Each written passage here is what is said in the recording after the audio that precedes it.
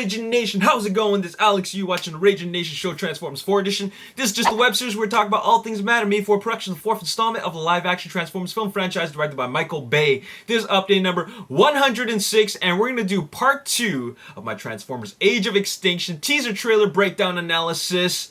And we're going to talk about a few things that I didn't cover in the previous episode, and I'm also going to cover in more detail some things that I've talked about previously. But before we do that, let's do a couple of shout-outs, really quick shout-outs. Instagram shout-outs to T Parker34, Metal Master 117, Step Up 23. Thank you guys for following me, and also fellow Canadian Ragin Nation member Danny Battle. What's up, eh? And also, I want to say what's up to a couple of Ragin Nation siblings. That would be Anna and Cliff. Thanks for being part of the Ragin Nation. And I also want to say to Transformers Star Razor, keep singing, girl, because you rock. Anyways, and a final happy birthday to Skyride Prime. Happy birthday, hope you have a good one. Anyways, let's talk about Transformers Age of Extinction, the teaser trailer. The first thing I want to talk about as a whole, the teaser trailer as a whole, is that the CG is a lot better. I mean, a lot better. In the Super Bowl TV spot, the first thing you notice right away is that the CG looks a little bit off. I mean, you know, for the human eye, we can tell that things are just a little bit weird. It doesn't look real enough, right? And it's mainly because of the lighting. Like, they have to tweak the lighting a bit. If it's not lit properly, it just doesn't look real. Well, they tweaked it, and it does look better. I mean, I did a shot-for-shot comparison, like a side-by-side comparison, rather, and you could tell that in some shots in the teaser trailer, there's more detail, it's better lit, they added more color, the colors are more vivid, compared to the Super Bowl TV spot, where it's a little bit more, there's less detail, and it's kind of plain looking. So it still looks good, but it just looks a lot better in the teaser trailer. And another thing that I got to talk about is that in one of the very first shots where you see the tow truck coming in, is this an homage to Cliffjumper from Transformers Prime? You know, the horns there? That's pretty cool if it really is, but if it isn't, then it's still pretty cool. We got to remember that Cade Yeager, the character played by Mark Wahlberg, is a character who loves to you know, play with cars. You know, he's a car guy. He loves to modify them. He likes to you know, take them apart for spare parts. He's a car enthusiast, so maybe, you know, that was just a simple aesthetic he decided to add, and it just adds to his character.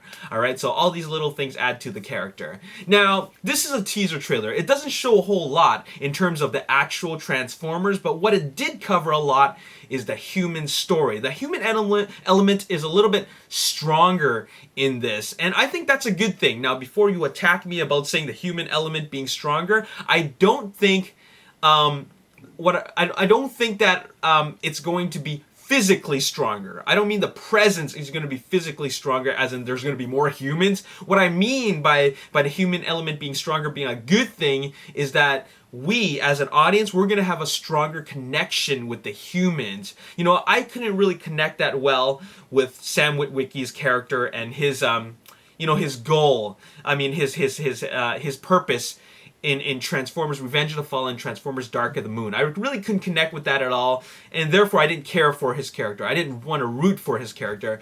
But right away in the teaser trailer, we established what Mark Wahlberg's all about. He just wants to provide for a better life for his daughter. And, you know, it's a struggle, and he's hoping that that he can get some spare parts out of this new truck that he just towed in, and maybe their life will change. All right, but it changes.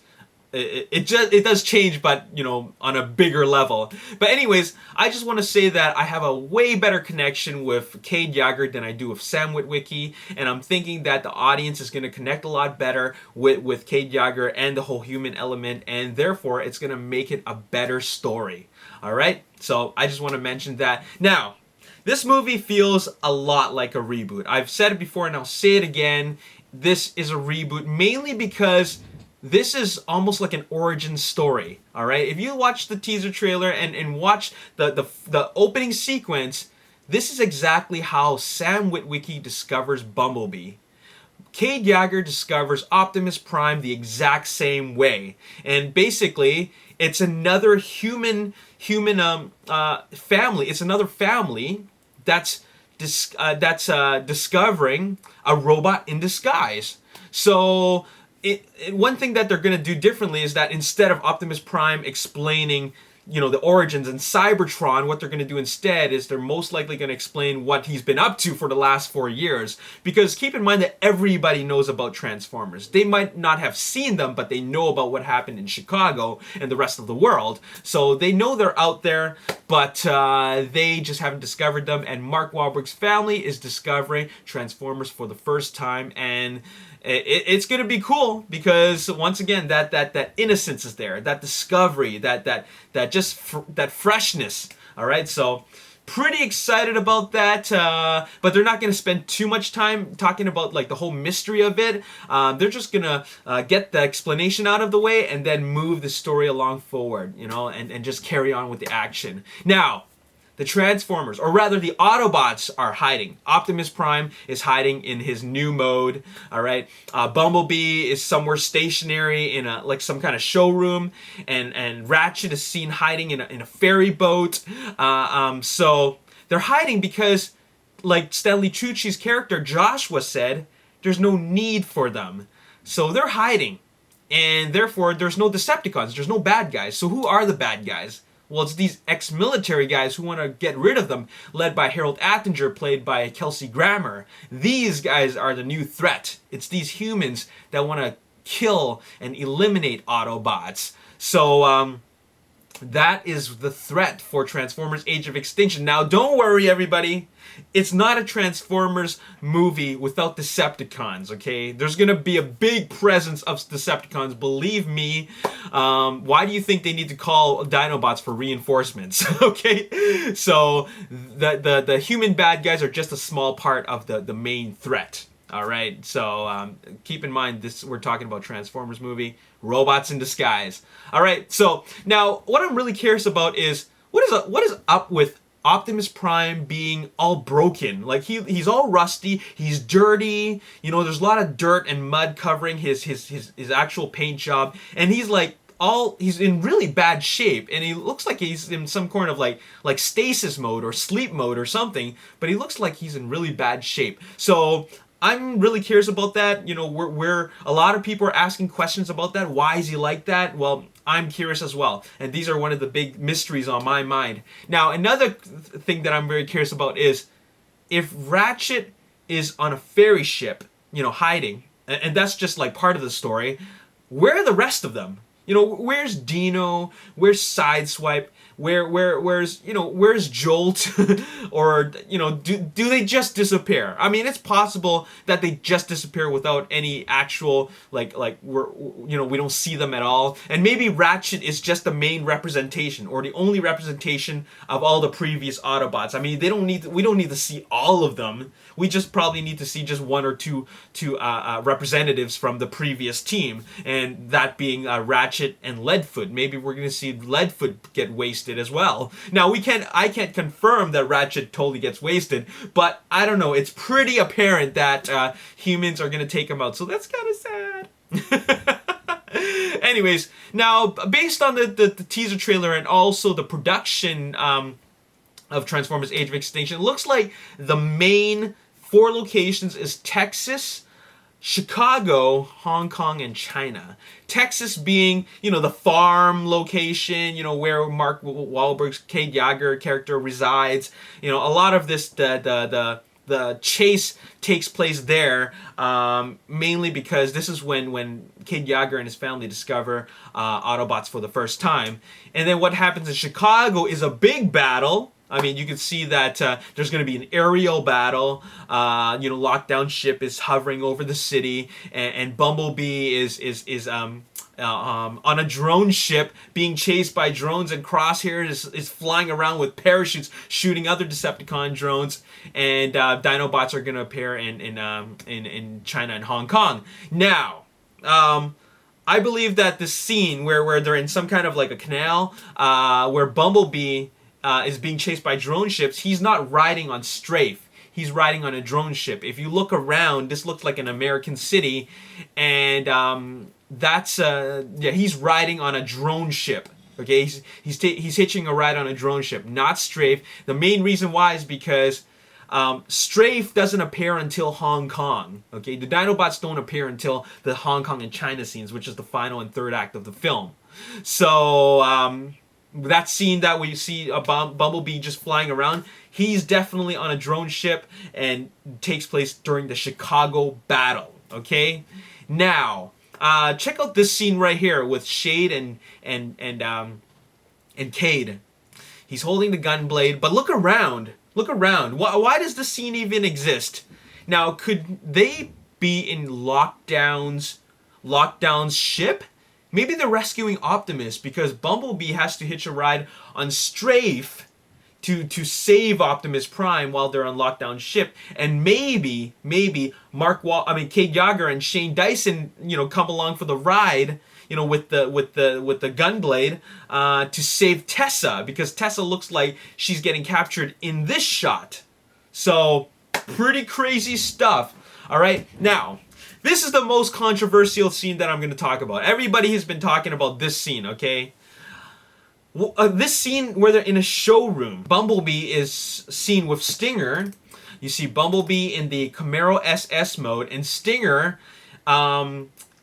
in both his vehicle mode and his robot mode. Because if you take a close look, you see the Pagani Huayra, but also to the side of him is also Stinger in his robot mode. So there's two of them there. This is the most curious scene because Stinger's awfully still. Like, he doesn't even appear aggressive. And Bumblebee is in his old 1967 mode, but then later on he adopts a 2014 mode. And of course we know that the face of Bumblebee looks like the face of the current Stinger. Alright? So, very, very curious. Now, what are they doing in a showroom? And also, look at the back. Okay, look at the very, very back. You see that there's a little thing for Bumblebee where it says original Bumblebee, first edition, like slow, inferior, limited, something. Basically, it's saying a lot of negative things about Bumblebee. Now, the Pagani Huayra says a lot of more amazing things. Now, it's hard to make out what it really says, but it says that it is, I don't know the exact words, but I've read before, someone pointed out that it says a lot of good things about it. Like, it's a new, improved version, better technology, it's safe, it's lethal but safe, and, it's just a better thing than Bumblebee is. It's a better Transformer than Bumblebee is. Now, what's the story behind all of that? That is the most curious scene out of the entire teaser trailer, because we're wondering, why is a Decepticon standing next to Bumblebee? And to top things off, it feels like that humans made Stinger because they're advertising Stinger as being the better Transformer. So that is going to be, I can't wait to see how they're going to explain that, because you know what? This tells me that the robot element is also very strong. I mean, the human element is strong, but the robot element is just as strong, and it feels like they found that balance to really wrap a robot story around this.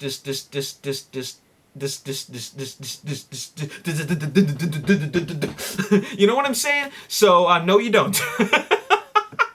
Anyways, okay, let's move on to talk about the other controversial scene, and that is, a lot of people are asking, is why is Optimus Prime fighting Grimlock? Alright, Grimlock has red eyes, it looks like he's evil, alright? I thought they're supposed to be working together, I thought they're supposed to be Autobots, Well, Optimus Prime is not fighting Grimlock. If you really, really look at the bigger picture, like, he rides him later, Optimus Prime is taming Grimlock. Grimlock has been in stasis, or rather he's been buried for like so many millions of years. He's a Cybertronian, and he doesn't know what the heck is going on. He's born into this alien world, and when he sees something, he automatically identifies it as a threat. Okay, so that's why he's going after Optimus Prime. But Optimus Prime has to show him who's boss. Now, Optimus Prime doesn't attack him in any way. He just slaps him around a couple of times to establish dominance. Okay, this is no different than what happened in G1. Now, a lot of G1 fans and haters are saying that this would never happen in G1. Well, it actually did. When the Dinobots first were created, or when they were born, they were going on a rampage. Pardon the pun. They were going on a frenzy. Pardon that pun too. They were going berserk. Now, are there any Decepticons named Berserk? Anyways, they went berserk and they started attacking everything, including Autobots. This is no different, okay? Eventually, the Dinobots got tamed. Now, Michael Bay is doing his own interpretation of that, and Optimus Prime is taming the Dinobots, and eventually, he gets to use them in battle by riding on them. And, you know what? It's no different. So that's what's happening, and it's not anything that's is anything that we should feel that is unfamiliar territory. We've seen this thing before. Even Wheelie rode Grimlock. Okay. Anyways, speaking of this scene, I got a comment on unnecessary Bay explosions. I mean, look at this. When in the one shot where Optimus Prime smacks him, a big water explosion goes up. And then later on, in the same shot, Grimlock is rolling around, like fireballs come up. You know, sparks and explosions come up, like fireworks style. And then the next shot, you see in the distance, another water explosion comes up. Unnecessary Bay explosions. It's just too much, you know. It doesn't need to be there. The only things that should happen is maybe a couple of sparks here and there, because maybe Grimlock's metallic skin hit the ground or hit a rock, and sparks would come out. But I don't think that any explosions should exist. So I hope that they edit out that explosion, because it's kind of distracting when things are just unrealistic like that. So I gotta mention that. Now, once again, this is a teaser trailer, and I stress that because all we've seen so far is human bad guys, Lockdown, you know, brief shots of Lockdown, a brief shot of Galvatron, and a really brief shot of Stinger, and then a couple of drone ships. And this is the only threat element that we see in the teaser trailer. And they still haven't even showed us the Vehicons yet. And by Vehicons, I mean all those supercars. So we haven't seen any of that yet. And you know what? We're probably not going to see them until the final theatrical trailer coming in late April or mid-May. So, yeah, they don't show a whole lot of stuff. In fact, they only show Drift in, like, briefly in a blurry vehicle mode shot, and same with Crosshairs, and we only see the same shot of Crosshairs that we saw in the Super Bowl TV spot, and there's even no sign of Hound. Now, a lot of people are saying, like, oh my god, we don't see Hound at all. Is he gonna die? Come on, guys, relax, okay? This is, like I said, a teaser trailer, okay? They're not gonna show us everything, and just because Hound isn't in it, in the teaser trailer, doesn't mean we're not gonna see him or he's gonna get very little screen time. The guy carries a big freaking... You know what I'm saying? He's gonna do some serious damage when we see him. He's a heavy weapon specialist, okay? So, there you have it. There you have it. That's all I gotta say in this video, and I'm done talking about the teaser trailer. We gotta talk about some toys, okay? And I'm talking about the Takara toys. There's a new movie line called the Movie Advanced line, and I'm gonna talk about that in episode update number 107. Alright, now that's all I gotta say, and I just want to thank everybody who's been purchasing, well, not this t-shirt, but the Ragin Nation t-shirts. I want to thank everybody for purchasing Ragin Nation t-shirts. I still have some left in stock, but the Ragin Nation VIP passes are selling out. Alright, it's awesome that it's selling out because you guys have been showing me a lot of support, and I'm going to announce the prize right now. As long as you are a VIP, and you purchase a Ragin Nation VIP member pass, which looks like this. Okay, there's a lanyard. Okay, it goes on a lanyard. You wrap it around your neck and you wear it.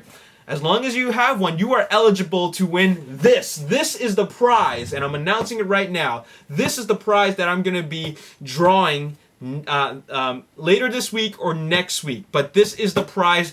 Get your VIP membership passes now, because if you don't buy it before the draw, which is a video that's coming up, then you are not eligible for this. You'll be eligible for the next prize draw after that. All right, so it's $5.99 plus $3.50 shipping, and there you have it. And there's only a limited of 100 units left, and it's selling out. All right, so we still have some left. Get your orders in, and if you want to quicken the process, speed it up, just send me $9.49 US dollars to my PayPal account at raginnation at gmail.com. If I sell out, don't worry, I'll refund your money. All right, so there you go. Here we go. I didn't damage the box, don't worry. Okay, Skyhammer from Transformers Dark of the Moon, he is the prize. Okay, so there you have it. That's all I gotta say in this video. If you want to talk about anything that I've talked about, use the description box below. We're gonna talk about the Takara, Transformers Age of Extinction toys, and some other stuff. All right, so there you have it. As always, if you enjoyed this video, hit the like button, subscribe to the YouTube channel, like me on Facebook, The Ragin Nation, also follow me on Twitter at Ragin Nation. Be sure to follow me on Instagram for exclusive Instagram Ragin Nation content at the Ragin Nation. Thank you everybody who's been following me. Alright, my name is Alexi. Thanks for watching. I'll see you next time. Peace. Still looks good. You got the black at the top, the spoiler, and then the green, and then on his robot mode, still looks pretty good. I like the way he looks.